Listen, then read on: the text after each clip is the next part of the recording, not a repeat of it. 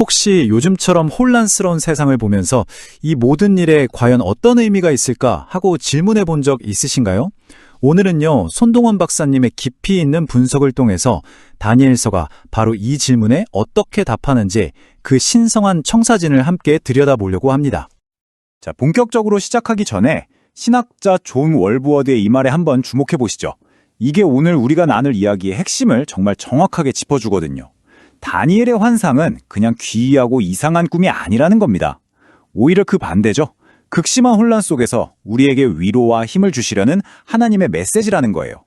오늘 우리가 함께 살펴볼 이 놀라운 통찰들은요, 바로 미국 힐링 커뮤니티 교회의 손동원 박사님께서 발표하신 신학 논문에 그 뿌리를 두고 있습니다. 자, 이게 오늘 우리가 함께 따라갈 일종의 지도입니다. 먼저 혼란한 시대에 왜 계시가 필요한지부터 시작해서요, 손 박사님이 제시하는 5가지 핵심 원리를 차례대로 살펴볼 겁니다. 역사와 예언은 어떤 관계가 있는지, 그 메시지는 어떻게 해석해야 하는지, 또 상징들은 뭘 의미하는지, 그리고 마침내 그 예언이 어떻게 현실이 되는지 그 여정을 따라가 보시죠. 그럼 첫 번째 주제입니다. 다니엘서가 우리에게 던지는 아주 근본적인 질문으로 한번 들어가 볼게요. 정말 그렇지 않나요? 이 모든 혼돈을 어떻게 이해해야 할까요? 바로 여기에 손 박사님 논문의 핵심이 있습니다. 하나님께서 이 혼돈을 해석할 수 있는 열쇠, 바로 신적인 계시를 우리에게 주셨다는 겁니다. 자, 첫 번째 원리입니다.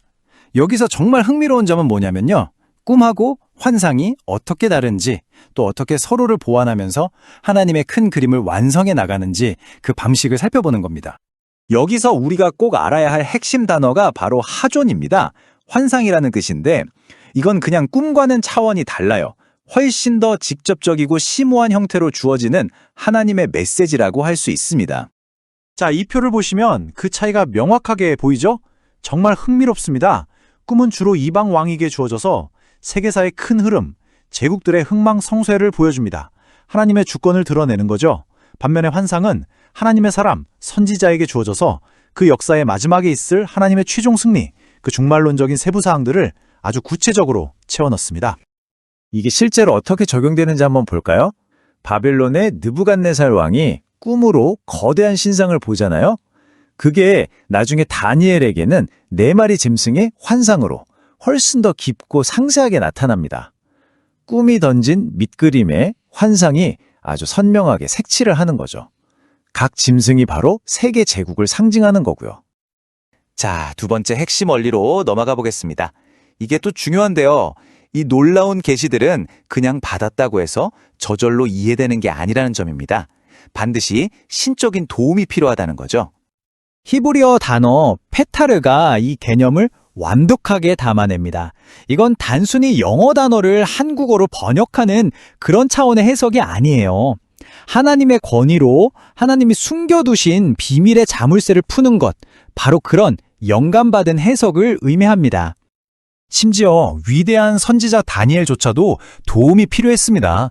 이 구절을 보세요. 환상을 보고도 그 뜻을 몰라 고민하니까 하나님께서 천사 가브리엘을 보내서 설명하게 하시잖아요. 이건 뭘 보여주냐면요, 완전한 이해를 위해서는 반드시 신적인 도움이 필요하다는 걸 아주 분명하게 보여주는 겁니다. 자, 이제 손동원 박사님의 3번째 원리입니다. 여기서 핵심은 바로 이거예요. 우리가 하나님의 계시를 받는 것만큼이나 그것에 어떻게 반응하는지가 정말로 중요하다는 점입니다. 이 슬라이드가 그 차이를 정말 극명하게 보여주죠. 한번 보세요. 느부갓네살 왕은 자신의 권력이 흔들릴까봐 두려움과 공포로 반응합니다. 그래서 해석 못하면 다 죽이겠다고 위협하죠. 반면에 다니엘은 어떻습니까? 경외심과 예배로 응답합니다. 기도로 나아가죠. 그 결과는 완전히 달랐습니다. 좋습니다. 이제 4번째 원리로 넘어가서 이 계시들을 담긴 상징의 언어, 그 깊고 풍부한 의미를 한번 파헤쳐 보겠습니다. 이 개념을 나타내는 단어가 아람어로는 라즈, 헬라어로는 뮤스테리온입니다. 말 그대로 비밀, 신비라는 뜻인데요. 이건 인간의 머리로는 도저히 풀 수 없는, 오직 하나님 자신만이 그 의미를 풀어주실 수 있는 신성한 비밀을 가리킵니다. 그리고 이 상징들은 결코 무작위가 아닙니다. 손동원 박사님은 이 극명한 대조를 지적하는데요. 혼돈의 바다에서 올라온 폭력적인 짐승들, 이건 세상 왕국들을 상징하죠.